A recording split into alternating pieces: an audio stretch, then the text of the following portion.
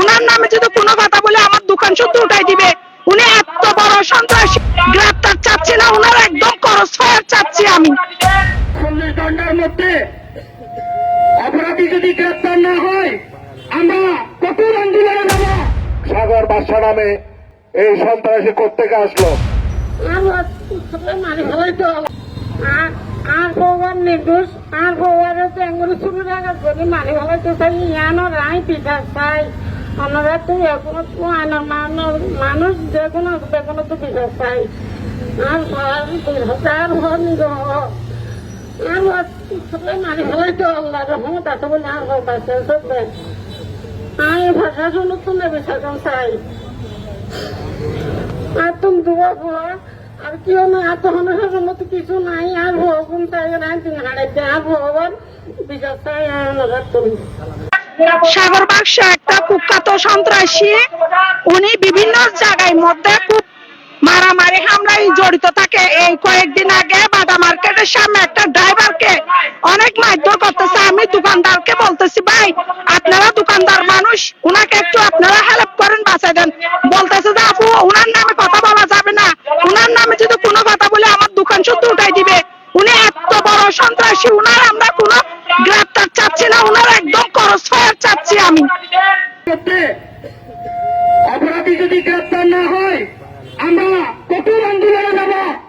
আমরা রাস্তায় ঘুরে আন্দোলন করব।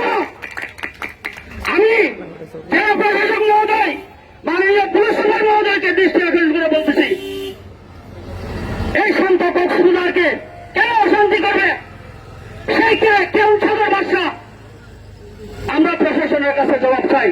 5-6টা পতিতালয় আছে, সেগুলা দ্রুত আইনের মাধ্যমে বন্ধ সিলগালা করে দেওয়া হোক। রাত্রে 2টার পরে তারা চিটাং থেকে ঢাকা থেকে আসে, ফলাতলি ডলফিন মোড়ের নামলে দেখা যায়। আপনারা তো এসি রুমে বসে থাকেন। প্রশাসন কক্সবাজার আসছেন বিলাসিতা করার জন্য, এভাবে নীরব ভূমিকা দেখতে পারবো আমরা, এটা আশা করি না প্রশাসনের কাছ থেকে। 2টার পরে আসলে দেখা যায় মোটর সাইকেলে 1-2 করে নিয়ে হঠাৎ করে পুতুল তুলে এরকম করে তুলে নিয়ে যাচ্ছে। উনি তো একজন শ্রমিক, উনি তো একটা প্রতিষ্ঠানের মালিক না।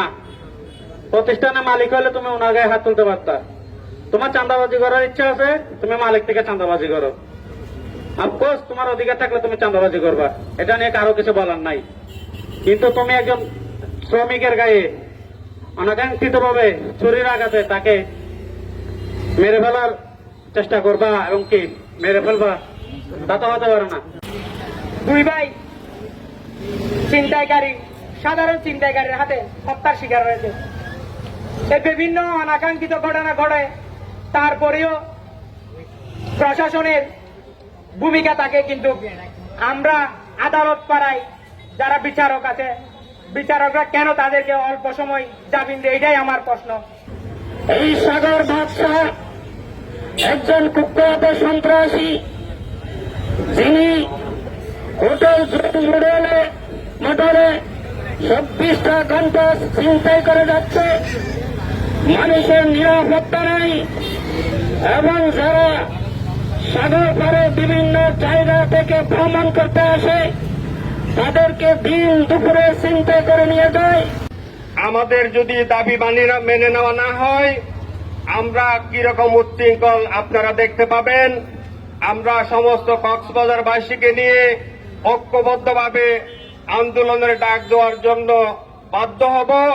যদি 24 ঘন্টার মধ্যে সন্ত্রাসী সাগর বাদশা নামে এই সন্ত্রাসী কোত্থেকে আসলো? আপনারা, আমি পুলিশ প্রশাসন এবং পুলিশ সুপার মহোদয়কে অনুরোধ করব 48 ঘন্টার ভিতর এই সাগর বাদশা নামে সন্ত্রাসীকে গ্রেপ্তার করার জন্য।